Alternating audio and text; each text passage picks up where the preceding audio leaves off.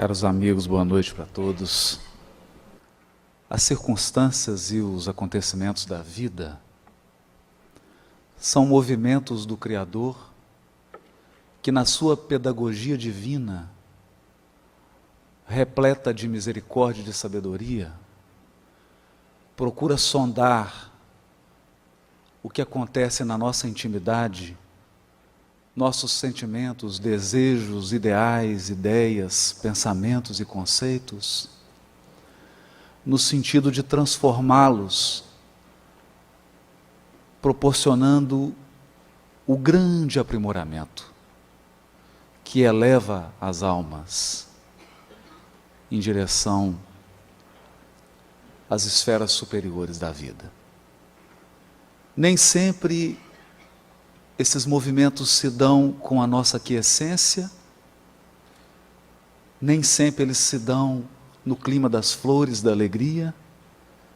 Muitas vezes a condução paternal e amorosa de Deus precisa usar dos recursos das lágrimas e das dores para acordar as consciências que dormem num sono profundo, distantes e esquecidas das verdadeiras realidades e do objetivo primordial do nascimento de cada um de nós nesse mundo. Por essa razão, Jesus nos disse a todos, quando falou com Simão Pedro: crê, te levarei aonde não queiras ir.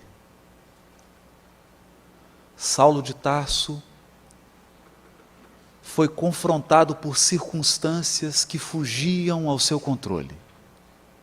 Ele que planejou o seu futuro e foi educado e preparado para um grande futuro na visão e no conceito dos homens, ele que recebeu todo o investimento, um patrimônio das tradições religiosas e espirituais do seu povo, via-se agora cercado de um conjunto desagradável de circunstâncias que o forçavam a olhar para dentro dele mesmo, que o forçavam a aceitar que acima do seu espírito voluntarioso, acima dos seus desejos e anseios de homem, haviam projetos superiores que o convocavam a um novo caminho.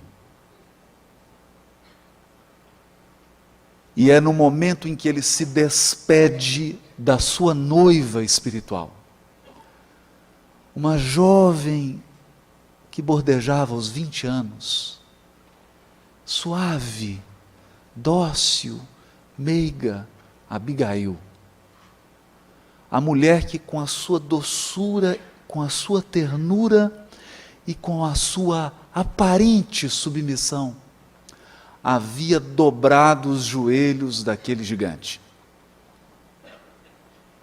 Nesse clima em que ele, de maneira incompreensível, vivia a sua primeira experiência de confronto com a morte, com a perda de um ser querido,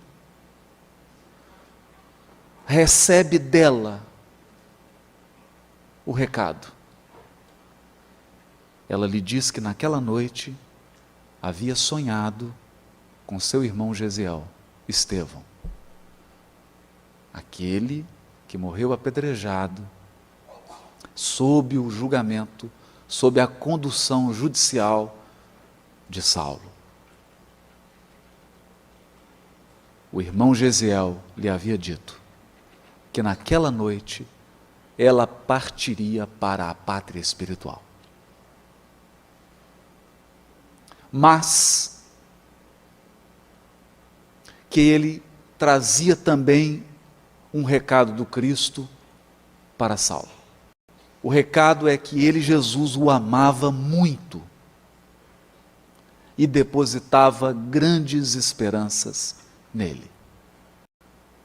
Nós sempre olhamos para as criaturas e fixamos o nosso olhar naquilo que é temporário e provisório, porque todo defeito, toda deficiência, toda limitação é provisória.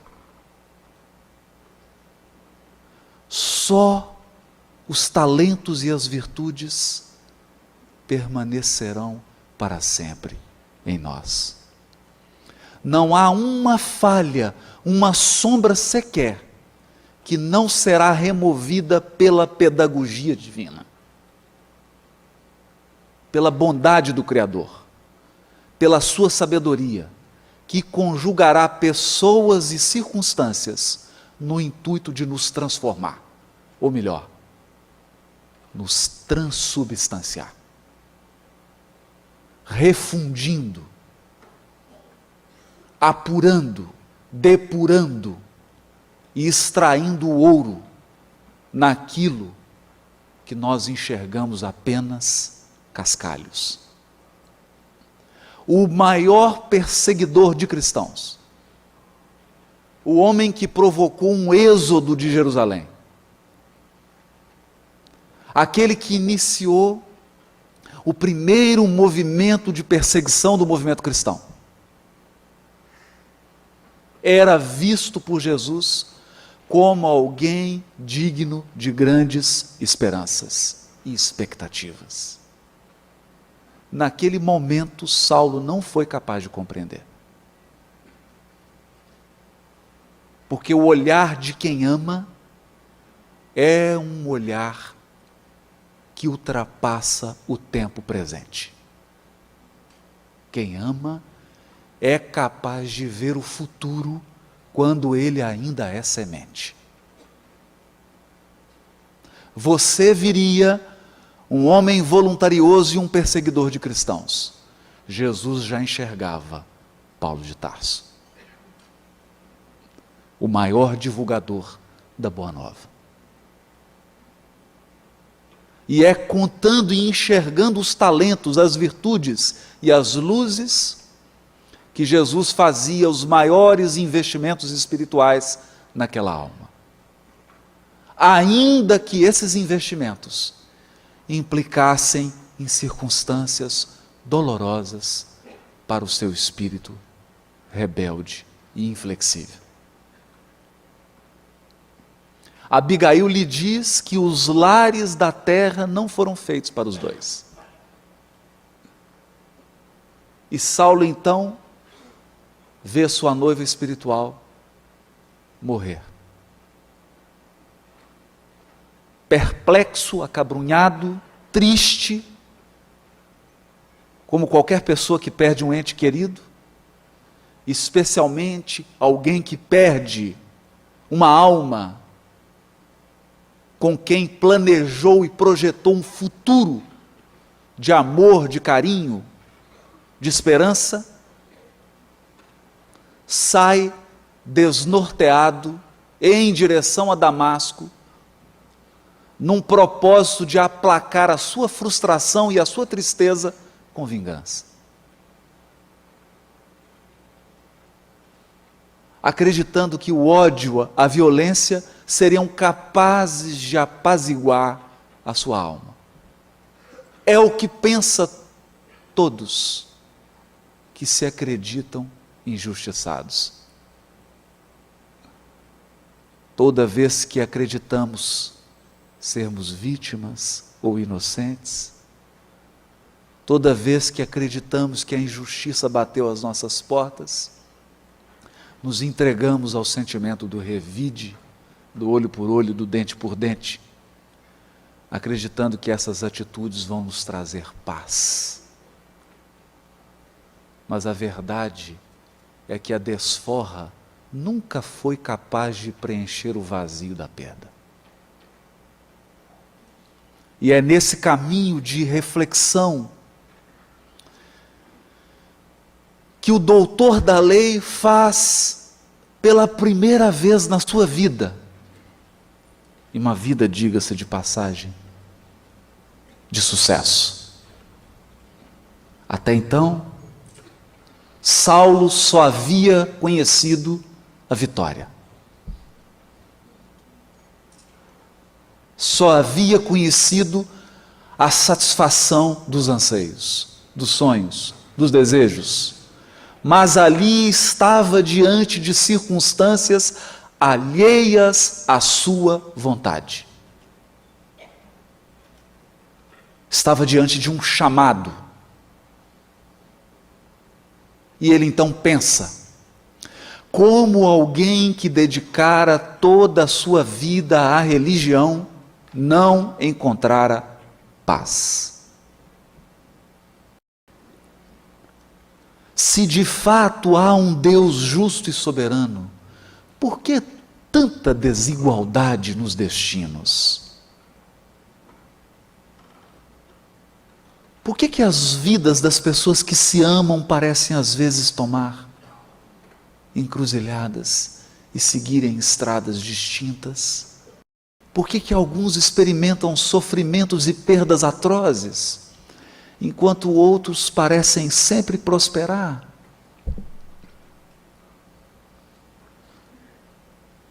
Onde há razão para uma vida aparentemente inexplicável? Qual a justiça da vida? Afinal, qual o sentido da vida? Você nasce sem nada. E quando constrói algo e se estabiliza, já chegou o momento da partida.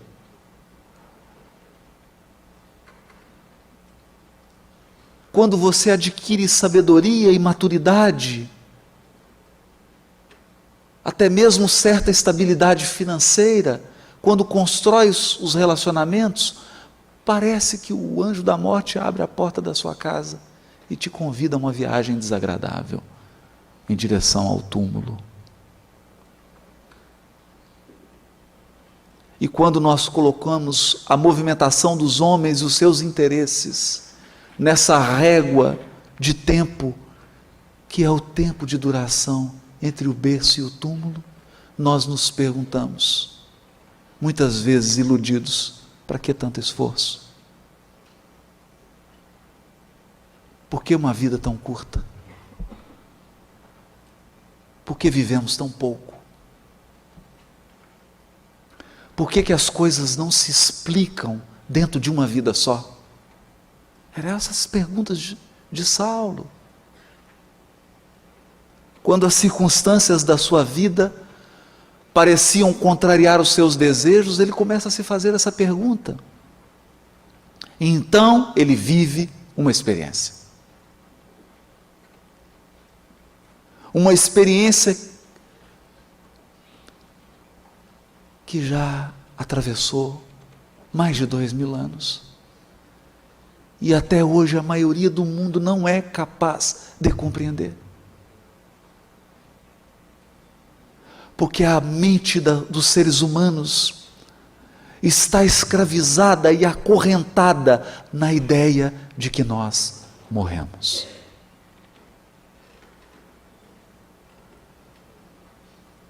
Saulo era incapaz de avaliar e aquilatar a proposta renovadora de Jesus para o mundo, porque ele não enxergava senão aquilo que os olhos podem contemplar. Para ele, Jesus era um homem que morreu na cruz.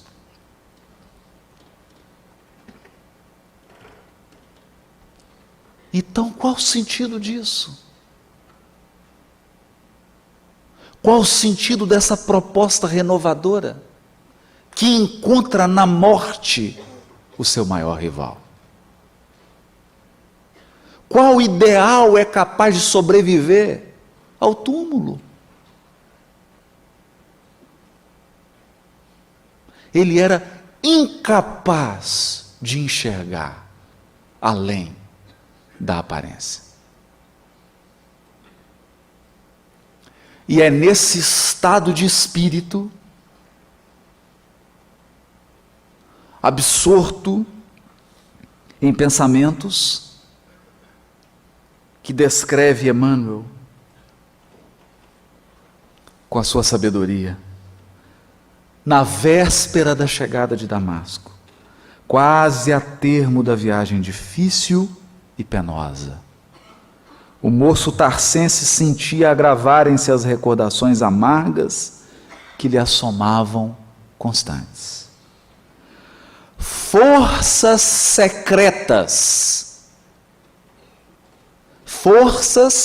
secretas impunham-lhe profundas interrogações. Passava em revista os primeiros sonhos da juventude. Sua alma desdobrava-se em perguntas atrozes. Ele próprio não saberia explicar o que se passava. A experiência de Saulo é a experiência da imortalidade da alma. Um sol de luz se apresenta diante dos seus olhos. E esse sol de luz era não o Jesus de Nazaré.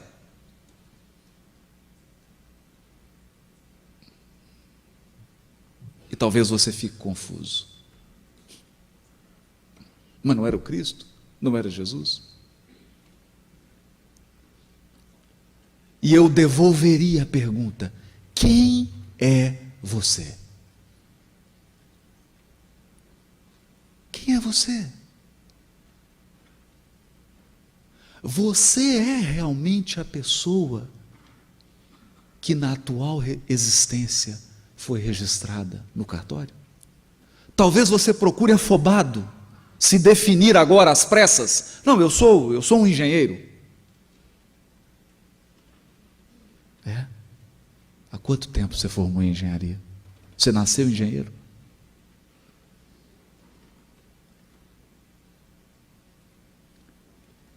A maioria de nós nasce banguelo e analfabeto.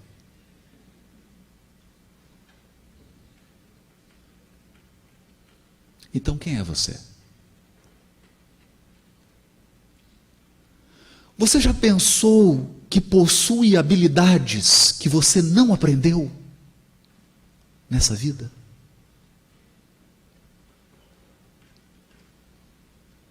Então lhe darei uma tarefa mais fácil. Você já pensou, e se tiver alguma dúvida, pergunte para o seu marido, para a sua esposa, para a sua sogra. Você não possui algum defeito que parece ser maior do que essa vida sua? Um defeito persistente que parece ter a idade de 2.000, 3.000 anos?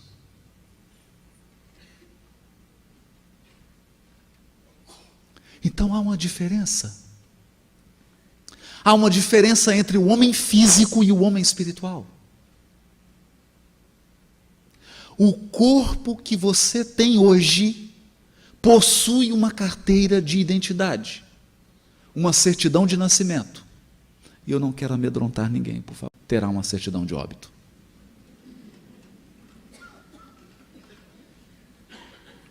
Porque quem foi registrado foi seu corpo. E quem será sepultado será seu corpo. Há um ser espiritual eterno. Esse é você. Então não nos enganemos. Quem realmente morreu na cruz foi um corpo. O ser espiritual que habitava aquele corpo é o sol de luz da humanidade. É o sol de luz que dirige esse planeta.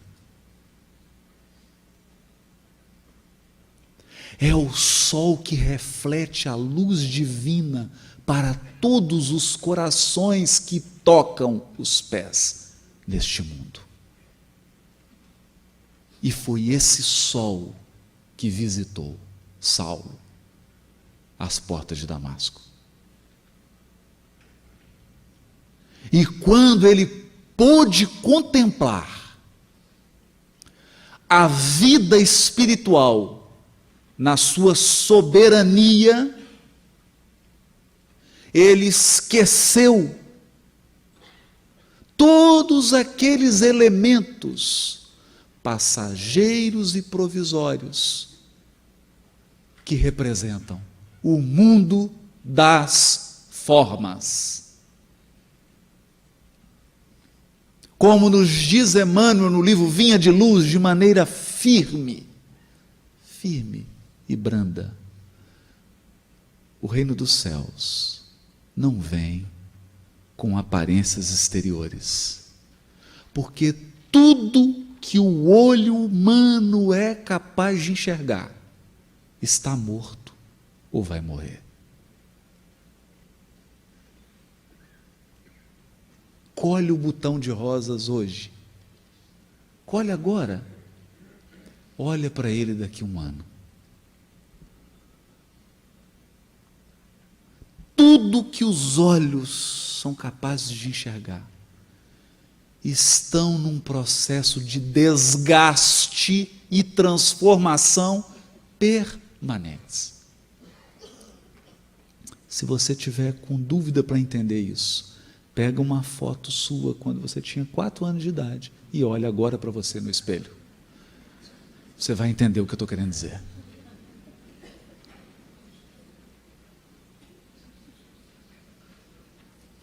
Então ali, ele contemplou o que é eterno. Ele contemplou o que é imperecível. E esse ser imortal, eterno, que dirige o orbe, o iluminou e deixou que ele contemplasse o que verdadeiramente vale a pena contemplar. Você não pode permanecer a mesma pessoa depois de ter vivido uma experiência dessa.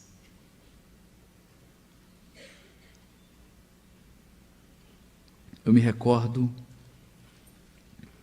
de um amigo que agora está na pátria espiritual, que me contou de uma reunião em Pedro Leopoldo, em que estava ele, Martins Peralva, tantos outros, e o médium Peixotinho, e a figura querida de Chico Xavier. E o Peixotinho, aquele médium de materialização exuberante, talvez sem igual. E os espíritos passeando pela sala, saindo por parede, entrando em parede, e levantando coisas, e todos impressionados. De repente, alguém aparece à porta. Um homem alto, uma túnica romana. E eles só perceberam quando esse espírito levantou a mão esquerda e havia uma tocha na sua mão.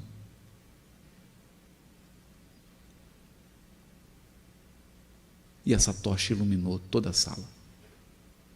Era Emmanuel. Ele olhou para cada um e disse assim: isso está me parecendo um jardim doméstico. A tarefa do médium é o livro, porque o livro educa. Abaixou a tocha, foi embora. Eles encerraram a reunião, não teve mais reunião de materialização.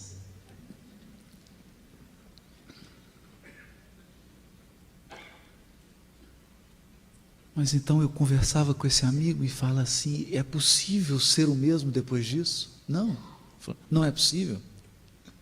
Não é possível ser a mesma pessoa. Porque você tem que considerar todas as suas prioridades. E mais.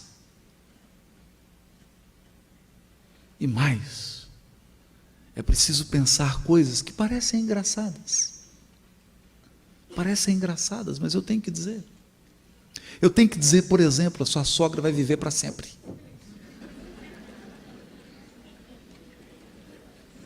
Eu adoro a minha, não tenho nenhum problema com isso. Todas as pessoas com as quais você se relaciona vão viver para sempre ao seu lado. Quer você goste delas, quer você não goste delas. Porque a lei que rege o relacionamento das criaturas de Deus se chama lei de reconciliação.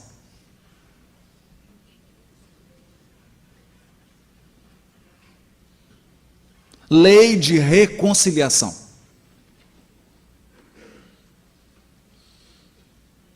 Aquele sol de espiritualidade aparece para Saulo, mas não há mágica, nunca houve. Quando ele pergunta, Senhor, o que queres que eu faça? Diante daquele amor, daquela candura. Porque o amor não constrange ninguém, mas há algo constrangedor no amor. Quando alguém te ama, ele é capaz de enxergar o seu melhor, mesmo quando você não enxerga.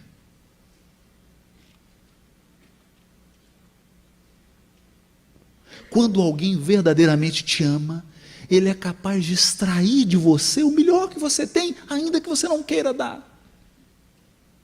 É constrangedor. Porque o amor te mostra que você pode ser mais do que você é agora. Não é uma questão de potencial, é uma questão de escolha. E o amor de Jesus mostrou para Saulo que ele podia ser Paulo. Você pode ser Paulo. Você pode ser muito mais do que você é. Você pode abandonar a sua cegueira de encarnado, ativando a sua visão espiritual. Para isso, eu vou lhe deixar cego 3 dias. Então, durante 3 dias de cegueira corporal, Paulo enxergou pela primeira vez na vida. Que ironia. É preciso fechar os olhos para enxergar.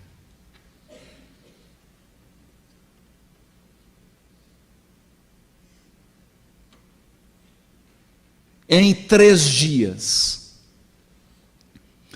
Paulo foi conduzido por circunstâncias quando perguntou: o que queres que eu faça?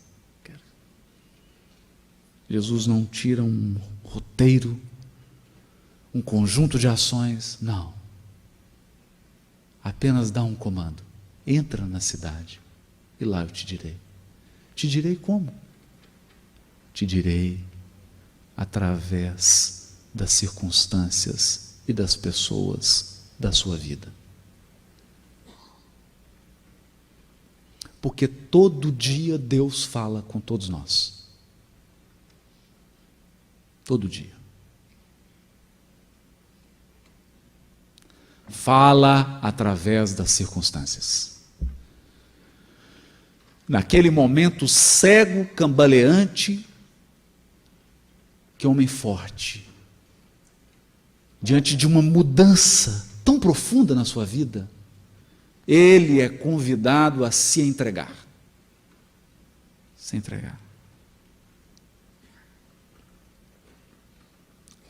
É literalmente conduzido, mas espiritualmente se deixa conduzir pela primeira vez. Porque nós hoje vivemos num mundo materialista e todos nós somos vítimas de uma doença espiritual. Essa doença espiritual se chama obsessão do controle. Nós acreditamos que controlamos tudo, que podemos controlar tudo.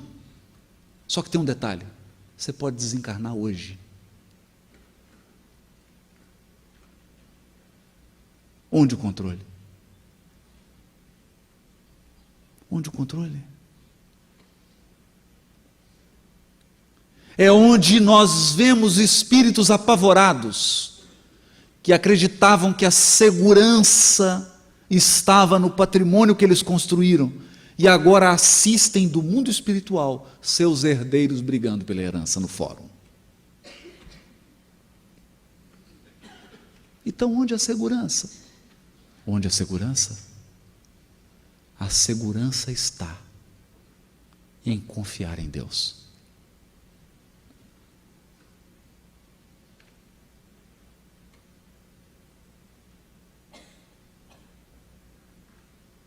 E essa foi a primeira lição de Saulo. Essa é a nossa lição. Confiar. Entregar-se.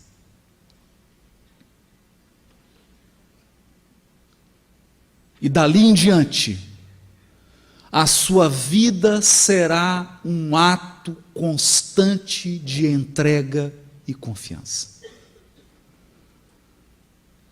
Até uma culminância espiritual que ele atinge. E essa culminância se chama confiar independentemente do que está acontecendo. Eis o supremo desafio do ser humano na Terra: confiar apesar de.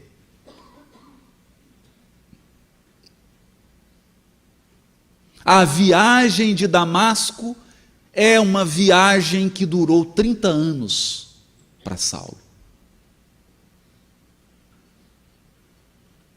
Para nós,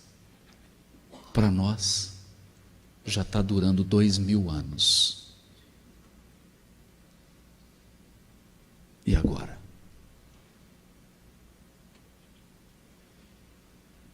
Quando completaremos essa história? Porque a viagem de Damasco terminou quando todas as circunstâncias eram desfavoráveis, e mesmo assim, Paulo confiava plenamente.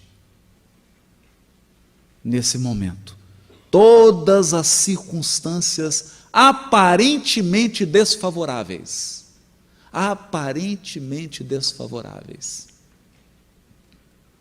foram retiradas, porque as circunstâncias representam material pedagógico de Deus para educar as nossas almas.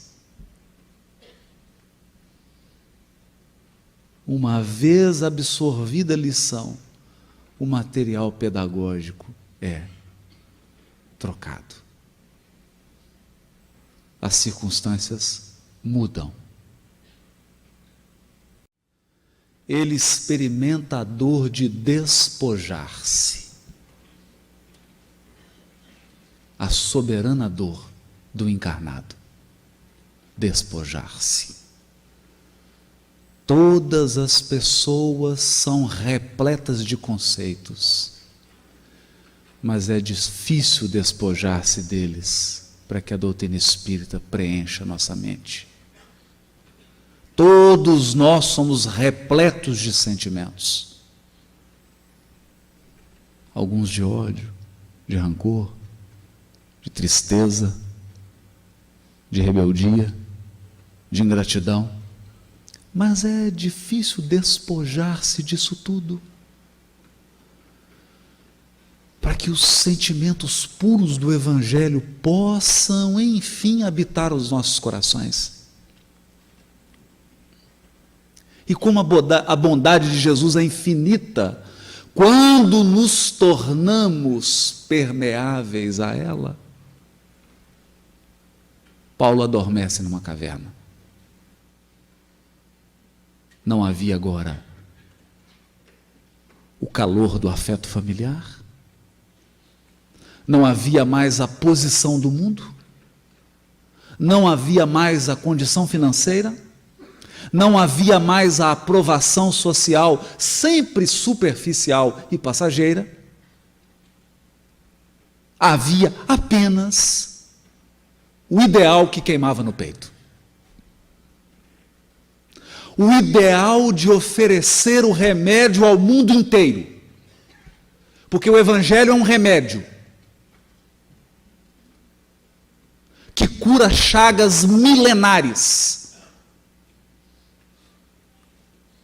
que desembaraça novelos que o ódio construiu ao longo de muitas vidas. O Evangelho é o bálsamo que aplaca as dores das nossas intolerâncias, da nossa maldade, de tudo aquilo que nós fizemos o outro sofrer e que agora experimentamos.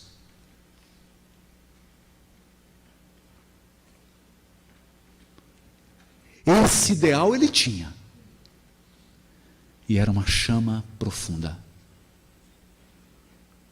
Mas estar encarnado, estar com os pés nesse mundo, é cambalear.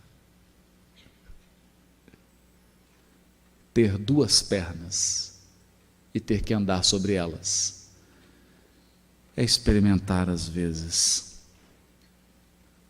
certa instabilidade. Só não experimenta a instabilidade quem caminha com as asas. São os anjos, cujas asas de sabedoria e de amor não lhes permite nenhuma variação. Nós humanos não. Nos alegramos e nos entristecemos. Temos esperança, mas somos assaltados pelo desânimo. Desânimo, descrença, tristeza, falta de fé, falta de coragem, desesperança. Quem nunca experimentou? Quem nunca duvidou? Quem nunca sentiu vontade de desistir? Quem nunca deixou de pensar em regressar, voltar? Por pior que seja o lugar que deixou. E Paulo experimentou tudo isso. Mas a bondade de Jesus era tão grande que mandou-lhe o amor da sua vida.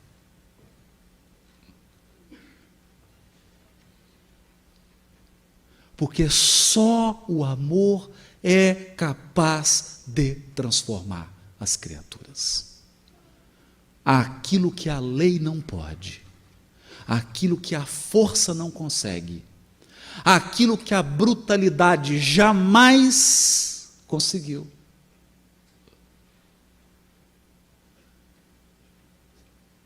Se refunde, se purifica ao toque do amor. E quem vem das esferas resplandecentes é sua noiva espiritual. Uma jovem, bordejando os 20 anos de idade. Doce, meiga Abigail, aparentemente submissa. Porque a estratégia do amor é submeter-se para dominar para sempre.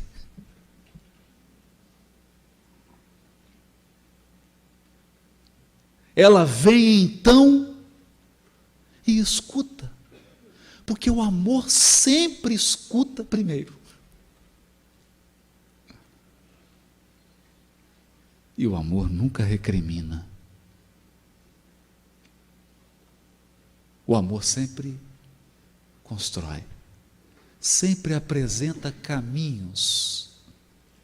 Mesmo quando o raciocínio não é mais capaz de enxergar a continuidade da estrada.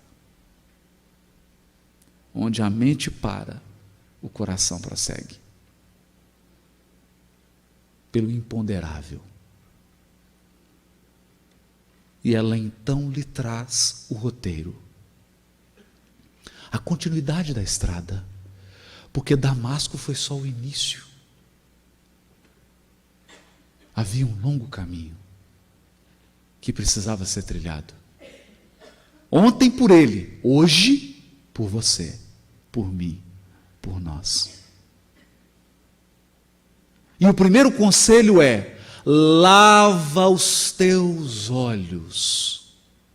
Lava os teus olhos no lago do amor.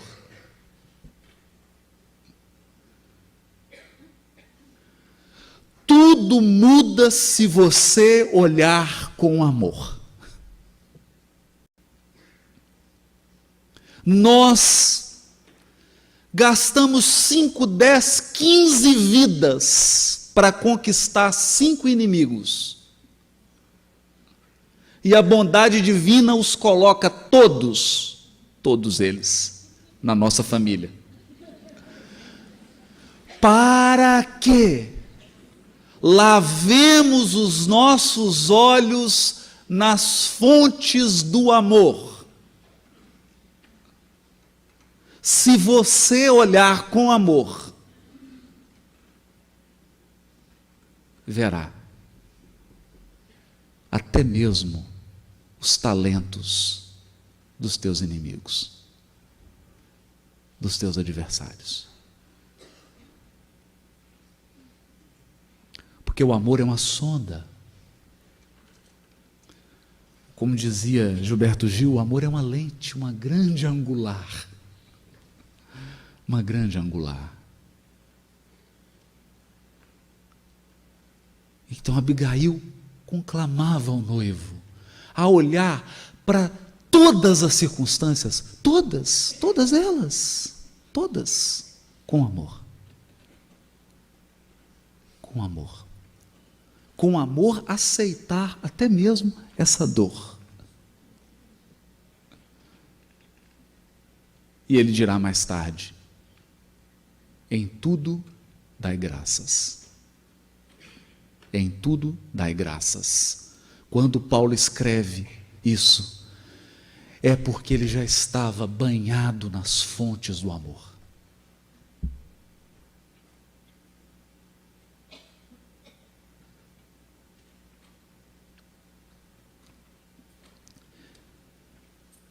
Mas ela prossegue. Se o amor nos torna capazes de enxergar todas as sementes, e eu diria mais, o raciocínio é capaz de enxergar, o raciocínio apurado, todas as sementes dentro de um fruto, mas só o amor é capaz de enxergar todos os frutos que estão dentro da semente. É diferente. Mas sementes não dão frutos se forem abandonadas. Deus não é um Deus de milagres. Não espere milagres na sua vida. Deus é um Deus de dádivas, não de milagres. Isso significa que se você for capaz de recolher as sementes com amor, Ele te dará a terra, Ele te dará o adubo, Ele te dará a água, Ele te dará a luz do sol, mas Ele precisa das tuas mãos. Então Abigail prescreve para Paulo: trabalha. Se o teu amor for capaz de recolher as sementes, trabalha para que elas frutifiquem. Ninguém colhe se não cultivar. Isso vale para tudo. Vale para dentro de nós. Vale para o que você planta em você. Vale para os pensamentos que você tem durante o dia, para os sentimentos que você alimenta, mas vale também para os sentimentos e pensamentos que você alimenta nas pessoas. Porque nós temos dons de despertar sementes. Se você é violento, você desperta todas as sementes de violências em todas as pessoas que se relacionam com você. Se você é impaciente, você desperta a impaciência até nos anjos, se fosse possível. Porque nós temos poder de despertar sementes. A escolha é nossa. Você vai despertar o quê? Trabalha. Trabalha. Constrói. Se Deus fosse um pai de coisas prontas, Ele nos teria criado perfeitos. Nosso Deus é um Deus de sementes. É por isso que nós somos perfectíveis. Destinados a construir nós mesmos com o seu auxílio, mais com o auxílio dele, mas com as nossas mãos. Trabalha, mas sem ansiedade, porque há plantas que germinam em uma semana. Experimenta sorrir por uma semana. Experimenta dizer somente coisas agradáveis para todas as pessoas durante uma semana. E você verá que essas sementes brotam rapidamente. Mas algumas delas, há coisas que, se você cultivar hoje com muito esforço, você colherá daqui 1000 anos.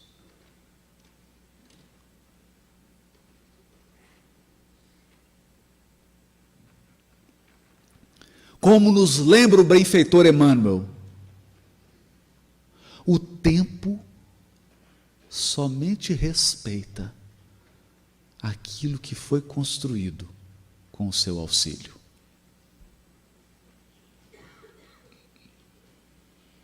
Essa é a advertência para todos os precipitados e para todos os ansiosos. Porque nós fazemos uma parte, e sejamos bem sinceros, ela é mínima. A maior parte compete a Deus.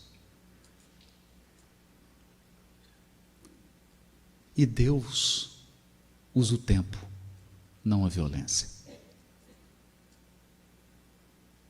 O terceiro conselho de Abigail para Paulo é: espera. Espera. Mas não é a esperança de quem cruza os braços, porque antes ela ensinou a lição do trabalho. A espera que Abigail ensinou para Paulo é a espera de quem tem esperança. É a espera de quem sabe que Deus pode tudo. Deus pode mudar tudo agora. Se não mudou, é porque não é o melhor.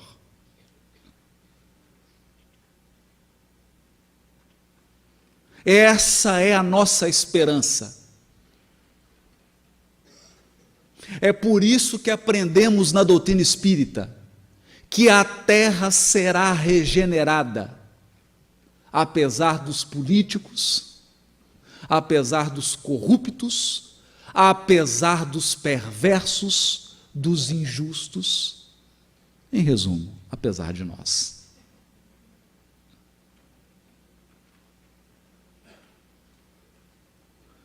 Porque não tarda o momento em que Deus vai se manifestar. E sabe como que Ele se manifesta? Mandando muitas Abigail. Porque Deus só transforma com amor.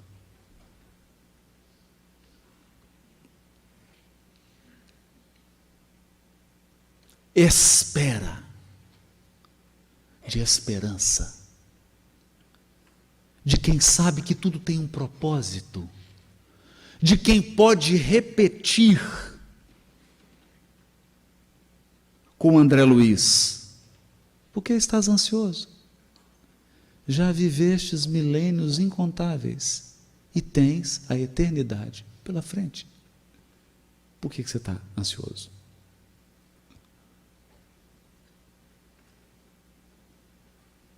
Nós temos a eternidade diante de nós e milênios atrás de nós. E por que esperança? Porque diz o benfeitor André Luiz no livro Mensageiros: todo aquele que opera no bem, de alma voltada para Deus, deve aguardar sempre o melhor. Não é promessa de amizade, é lei.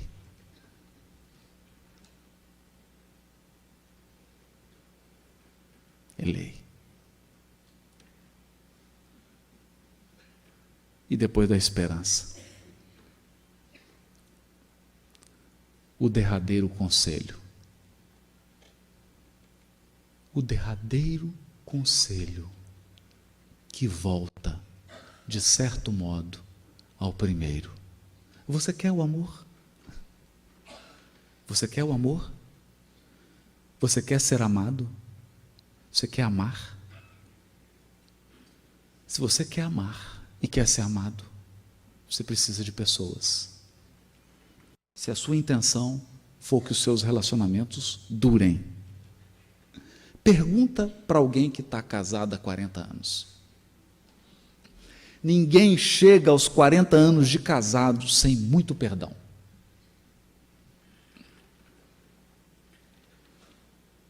Ninguém constrói relacionamentos duradouros sem muito perdão, por uma razão muito simples. Esse mundo não é um mundo de anjos ainda. É um mundo de seres humanos imperfeitos. E a intimidade provoca algo muito estranho. O convívio e a intimidade colocam os nossos defeitos para fora. Quanto mais intimidade, mais a gente fere e é ferido. Conviver é machucar-se.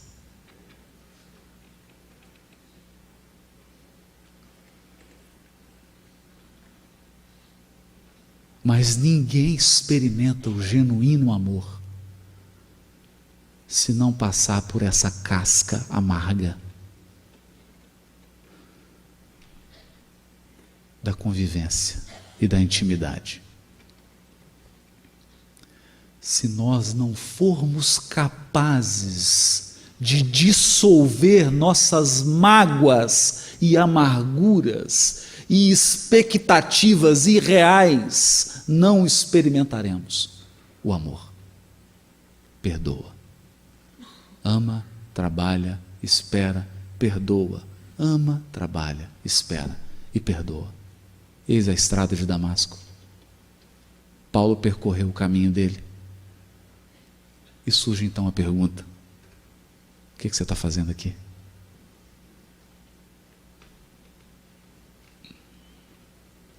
Quem é você? Onde estão os teus verdadeiros interesses? Medita nas circunstâncias da tua vida. Será que você também não recebeu um chamado?